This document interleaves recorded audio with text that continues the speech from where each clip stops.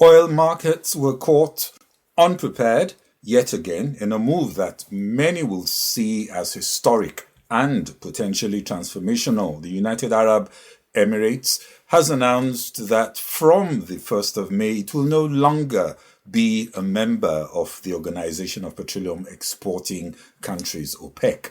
This is not the kind of decision that is made overnight. Rather, it appears to be the culmination of pressures that have been building for years and have now reached a breaking point. In this episode, we ask what pushed one of OPEC's most influential producers to walk away. What does this mean for oil markets already under extreme strain? And more fundamentally, is OPEC still relevant in today's energy world? Hello and welcome to Global Business Insights. I'm Bodio Shosami, bringing you analysis and updates that help you navigate today's context. At the heart of the UAE's decision lies the changing nature of conflict in the Middle East, and more specifically, Iran's role in it. Iran has not only targeted the energy infrastructure of the UAE and other Arab states perceived as allies of the United States, but has also taken actions that have effectively held the global oil market hostage. The closure of the Strait of Hormuz, whether through direct action or indirect pressure, has sent shockwaves through supply chains, investment flows, and energy policy worldwide. For Gulf producers, the consequences have been quite severe. Suddenly, billions of dollars in investments look far less secure. Energy infrastructure, once considered untouchable, is now a frontline target of attack. And the idea of Arab unity within OPEC begins to look increasingly fragile. For Abu Dhabi, this raises a fundamental question. Does OPEC still function as a protector of members' interests, or has it become a constraint in an increasingly volatile world? The UAE's official explanation is clear and consistent. It says it needs unrestrained production capacity, the freedom to respond quickly to market shocks, protect state revenues, and act in the best interest of energy consumers as well as its own fiscal stability. But this desire has long conflicted with OPEC's quota system. For years, Abu Dhabi pursued ambitious investment plans to raise production capacity only to find itself constrained by group quotas. At the same time, compliance across OPEC has been notably uneven. Some members quietly overproduced, others struggled to meet targets, yet those investing billions to expand output found themselves held back. The war has not created these divisions, it has exposed them. Then there is the issue of Iran itself. Despite being one of OPEC's founding members, Iran is exempt from mandatory production quotas. That exemption exists because international sanctions, primarily imposed by the United States, already restrict how much oil Iran can sell on global markets. Libya and Venezuela enjoyed similar exemptions. These countries participate in policy discussions, yet are not bound by barrels per day limits that apply to others, ostensibly to support their domestic oil industries. For fully compliant producers like the UAE, this has been a long-standing source of quiet frustration. The UAE's exit also confirms that it is no longer convinced that the sacrifices it made through production cuts delivered any meaningful benefit. Instead, those sacrifices eroded market share, limited national revenue, and reduced the country's attractiveness for future investment. And there is a deeper irony. According to UAE Oil Minister Suhail Mohammed Al-Mazri, Iran, another OPEC member, has attacked UAE energy infrastructure with thousands of missiles and drones, while contributing to actions that shot in millions of barrels of Middle Eastern oil. According to U.S. Energy Information Administration estimates, Gulf producers collectively shot in around 9.1 million barrels per day in April due to disruptions linked to the Strait of Hormuz. And yet, markets barely reacted to the UAE's departure. Why? Because until Hormuz opens, the supply situation remains structurally constrained. This is not the first time frustration has spilled into the open. In 2023, Angola's oil minister, Diamantino Azevedo, then declared that OPEC no longer served the country's interests after bitter disagreements over 2024 quotas. For Angola, where oil accounted for 90% of exports, higher quotas were essential to attract investment and sustain growth. Oil prices fell 2.4% that day on concerns about OPEC unity. This time, prices barely moved, the stark reflection of how market power may also have already been lost from what the group used to have. The exit also reflects shifting geopolitics. Saudi Arabia and the UAE are no longer as closely aligned as they once were. Riyadh has accused Abu Dhabi of supporting separatists in Yemen, claims the UAE denies. Another key factor is global investment. Gulf producers are facing declining interest as risk-averse oil majors increasingly turn to Canada, the United States, and even Venezuela.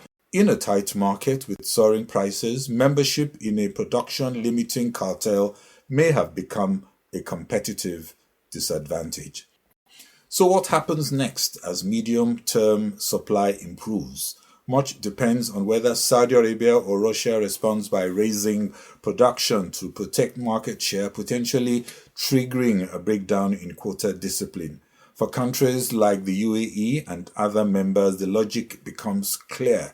To maximize windfalls before prices fall back, the fastest route may be outside OPEC for those who have capacity to do more than OPEC is likely to impose. But there are also increasing philosophical areas of divergence. UAE Oil Minister Al-Mazri has been unusually forthright in speaking about the inevitable decline of fossil fuels, arguing that assuming oil demand will last forever is wishful thinking. The UAE has committed to net zero by 2050, signed also a $100 billion clean energy pact with Washington, and is actively positioning itself as a bridge between traditional energy and a post-oil future. For a country aggressively courting Western partners and leaning towards climate-friendly solutions, the benefits of OPEC membership may suddenly look far less compelling. With Qatar, Ecuador, Angola, and now the UAE out, Saudi Arabia and Russia may struggle to hold the group together. OPEC has survived crises before, and Saudi Arabia may respond with little more than a strategic shrug. But if another major producer exits, questions about OPEC's long-term survival will become inevitable. Meanwhile, the conflict driving much of this instability shows no sign of easing. Brent crude has climbed above $110 per barrel, reflecting fears that the war could become protracted, and concerns continue to be reinforced by failed Islamabad talks and US President Trump's sharp remarks on Iranian ceasefire proposals. Iran's options are also narrowing. Trump's blockade is squeezing Tehran's economy and oil sector. With storage at Kag Island nearing capacity, Iran has reactivated aging tankers for floating storage. JP Morgan estimates Iran has 20 to 26 days before it may be forced to shut down oil wells. The alternative route, diverting oil to the Jask terminal via the Gore-Jask pipeline, offers limited relief and may already be near capacity. If Iran is forced to shut in wells due to lack of storage, the damage could be permanent, and restarting shut wells is technically complex and could be costly. Beyond the $430 million per day in lost export revenue, permanent field damage would be a long-term economic disaster. These risks likely explain Tehran's renewed calls to reopen the Strait of Hormuz, even as it seeks separate negotiations over its enriched uranium stockpile. For now, Washington has little incentive to ease pressure. For markets, the central questions are: when will the Strait of Hormuz reopen, and how long will it take for supply chains to recover from this energy shock? Also, is OPEC still needed? Can OPEC evolve to be more relevant beyond quotas? And as for OPEC, like the proverbial cat, my guess is that it may yet land on its feet. But if it is to survive in the long term, it may not be as the same institution it once was, as members call for reforms.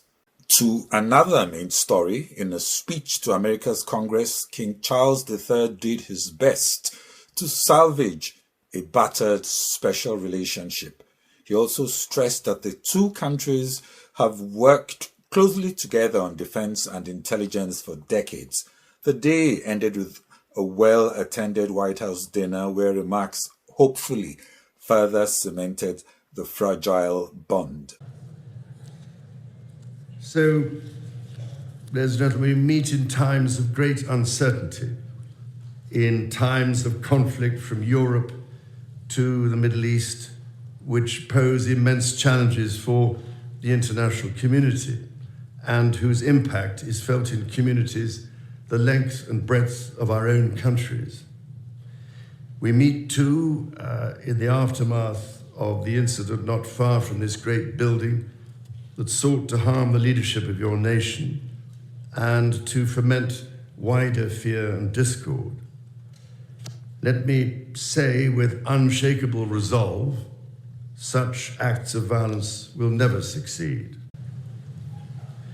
Whatever our differences, whatever disagreements we may have, we stand united in our commitment to uphold democracy, to protect all our people from harm, and to salute the courage of those who daily risk their lives in the service of our countries.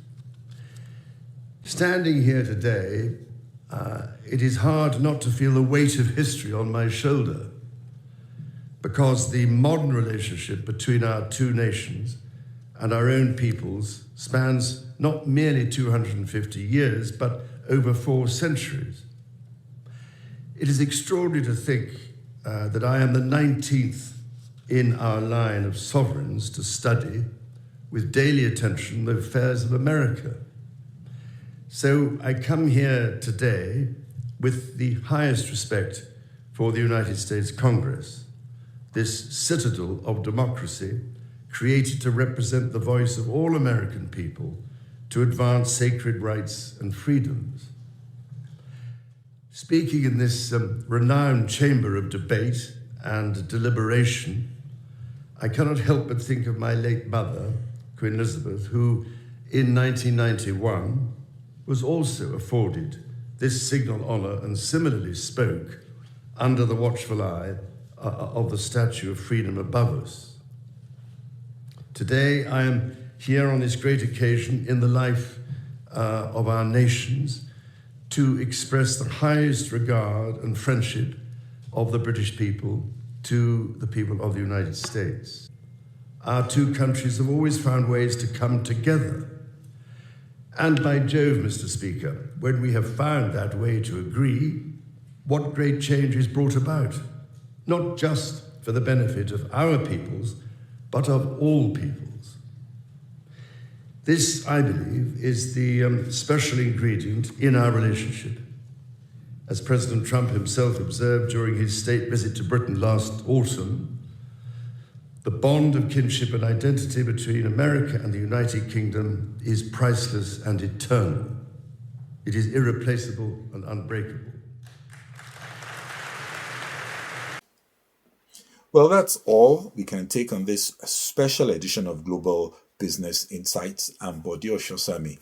Don't forget to subscribe and hit the notification button. Bye-bye.